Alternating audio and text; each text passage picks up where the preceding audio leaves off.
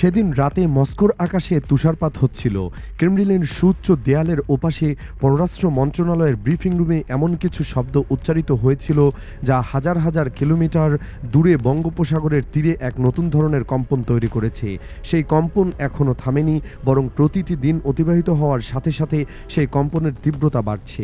বাংলাদেশের উত্তর সীমান্তে এই মুহূর্তে যা ঘটছে তা সাধারণ চোখে দেখা যায় না, কিন্তু যারা বুঝতে পারছেন তারা জানেন ভারতীয় সেনাবাহিনীর ১৭ নম্বর মাউন্টেন স্ট্রাইক কোর নামের এই বিশেষ বাহিনীর ভারী বুটের আওয়াজ কেবল মাটিতে পড়ছে না, সেই আওয়াজ আসলে ঢাকার ক্ষমতার কেন্দ্রবিন্দু পর্যন্ত প্রতিধ্বনিত হচ্ছে। ঠিক এই সময়ে মস্কো থেকে যে বার্তা এসেছে সেটি পড়লে মনে হবে যেন যে সরাসরি বলে দিচ্ছে তোমার সীমানা কতদূর আর তুমি কতটুকু স্বাধীন।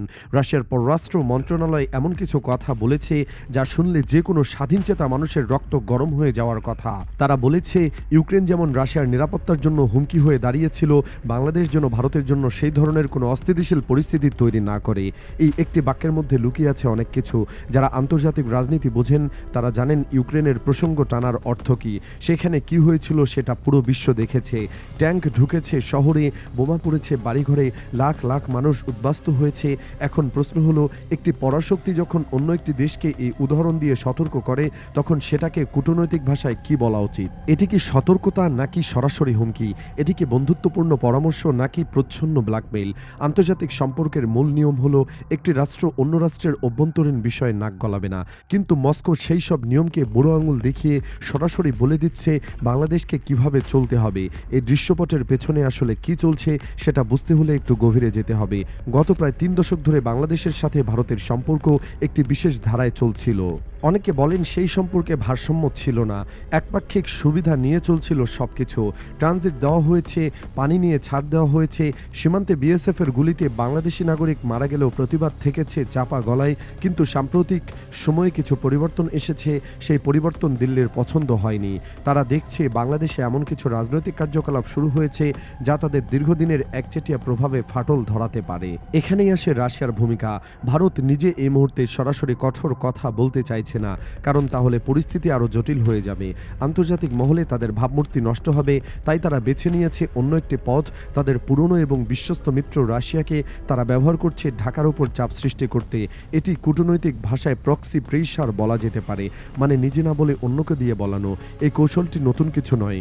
বিশ্ব রাজনীতিতে বড় শক্তিগুলো এভাবেই ছোট দেশগুলোকে নিয়ন্ত্রণে রাখে। কিন্তু প্রশ্ন হলো, বাংলাদেশ কি চিরকাল এই চাপের কাছে মাথা নত করে থাকবে? একটি স্বাধীন দেশের কি নিজের পররাষ্ট্রনীতি নির্ধারণের অধিকার নেই? অন্য কোনো দেশ কি বলে দেবে বাংলাদেশ কার সাথে বন্ধুত্ব করবে আর কার সাথে করবে না? এই প্রশ্নগুলোর উত্তর খুঁজতে গেলে আমাদের পেছনে তাকাতে হবে। ইতিহাসের পাতায় এমন কিছু তথ্য আছে যা বর্তমান পরিস্থিতির সাথে ভয়ঙ্কর রকম মিল খায়। Lieutenant general A.K. নিয়াজির লেখা the brittle of east Pakistan বইটি পড়লে চমকে উঠতে হয়। সেখানে তিনি লিখেছেন ১৯৭১ সালের ৩ ডিসেম্বর আনুষ্ঠানিকভাবে যুদ্ধ শুরু হলেও আসল আগ্রাসন শুরু হয়েছিল ২২ নভেম্বর। সেদিন ভারতীয় বাহিনী গোপনে ঢাকা বিমানবন্দরে হামলা চালিয়েছিল। নিয়াজির দাবি অনুযায়ী তৎকালীন সোভিয়েত ইউনিয়ন ভারতকে একটি নির্দিষ্ট সময়সীমা বেঁধে দিয়েছিল। তারা বলেছিল এত দিনের মধ্যে পুরো অপারেশন শেষ করতে হবে। সেই সময়সীমার মধ্যে কাজ করতে গিয়েই আনুষ্ঠানিক যুদ্ধ শুরুর আগেই গোপন হামলা চালানো হয়েছিল। উদ্দেশ্য ছিল ঢাকাকে আকাশপথ থেকে বিচ্ছিন্ন করা, বাইরের দুনিয়ার সাথে যোগাযোগ বন্ধ করে দেওয়া। এই ইতিহাস কেন গুরুত্বপূর্ণ?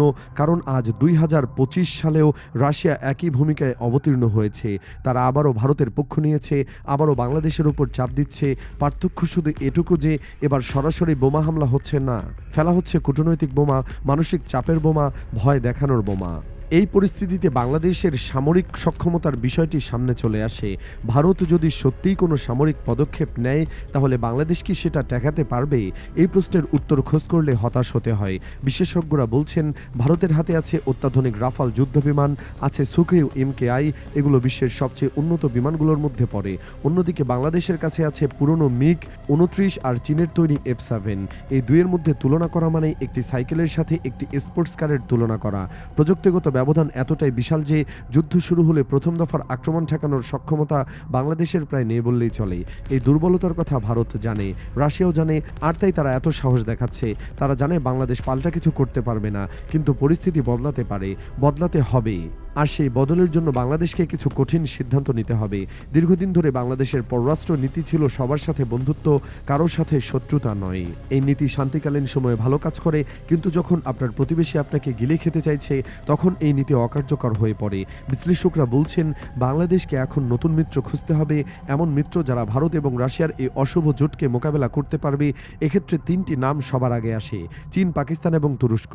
চীনের সাথে ভারতের সম্পর্ক এমনিতেই উত্তেজনাপূর্ণ। লাদাখ সীমান্তে দুই দেশের সেনারা প্রায় সংঘর্ষে জড়ায়। চীন যদি বাংলাদেশের পাশে দাঁড়ায় তাহলে ভারতকে দুই দিক সামলাতে হবে। এটি ভারতের জন্য বড় চাপ হয়ে দাঁড়াবে। অর্থনৈতিক এবং সামরিক দুই দিক দিয়ে চীন বাংলাদেশকে সাহায্য করতে পারে। তুরস্কের কথা আলাদাভাবে বলতে হয়। তাদের বাইরাক্তার ড্রোন পুরো বিশ্বে আলোড়ন তুলেছে।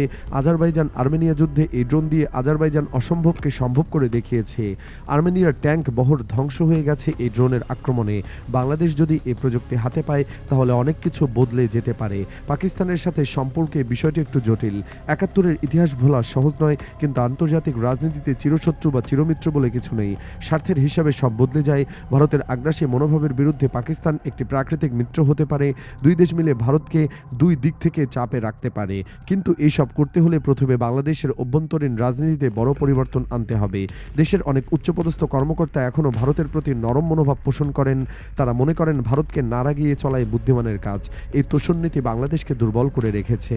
যতদিন এই মানসিকতা থাকবে ততদিন বাংলাদেশ আন্তর্জাতিক মহলে মাথা উঁচু করে দাঁড়াতে পারবে না। রাশিয়া যখন প্রকাশ্য সভায় বাংলাদেশকে হুমকি দিল তখন পররাষ্ট্র মন্ত্রণালয়ের উচিত ছিল সঙ্গে সঙ্গে কঠোর প্রতিবাদ জানানো, জাতিসংঘে বিষয়টি উত্থাপন করা, আন্তর্জাতিক গণমাধ্যমে সোচ্চার হওয়া, কিন্তু কিছুই হয়নি। এই নীরবতা বলে দিচ্ছে আমাদের কূটনৈতিক দক্ষতার কতটা অভাব রয়েছে। এখন সময় এসেছে সিদ্ধান্ত নেওয়ার। ভারত এই মুহূর্তে আন্তর্জাতিকভাবে কিছুটা কোণঠাসা। তাদের মানবাধিকার পরিস্থিতি নিয়ে পশ্চিমা বিশ্বে সমালোচনা হচ্ছে। আমেরিকার সাথে সম্পর্কে কিছু টানাপোড়েন দেখা যাচ্ছে। এই সুযোগ বাংলাদেশকে কাজে লাগাতে হবে। আমেরিকা এবং পশ্চিমা বিশ্বের সাথে লবিং জোরদার করতে হবে। তাদের বোঝাতে হবে দক্ষিণ এশিয়ায় ভারসাম্য বজায় রাখা তাদের স্বার্থেও জরুরি। ভারতের একচেটি আধিপত্য এই অঞ্চলে অস্থিতিশীলতা তৈরি করবে। বাংলাদেশ একটি স্থিতিশীল এবং গণতান্ত্রিক দেশ হিসেবে গড়ে উঠলে সেটা সবার জন্যই ভালো। তবে কেবল কূটনীতি দিয়ে সব সমস্যার সমাধান হবে না। সামরিক সক্ষমতা বাড়াতে হবে। অন্তত ১ ডজন আধুনিক যুদ্ধবিমান কিনতে হবে। বিমান প্রতিরক্ষা ব্যবস্থা শক্তিশালী করতে হবে। এগুলো বিলাসিতা নয়, এগুলো টিকে থাকার জন্য অপরিহার্য। শেষ কথা হলো, কেবল মিষ্টি কথায় কাজ হয় না। একটি দেশ তখনই স্বাধীন থাকে যখন তার নিজের শক্তি থাকে। মস্কোর হুমকি আমাদের চোখ খুলে দিয়েছে। এখন দেখার বিষয় আমরা সেই চোখ খোলা রেখে এগিয়ে যাই নাকি আবারও বালিতে মুখ গুজে বসে থাকি।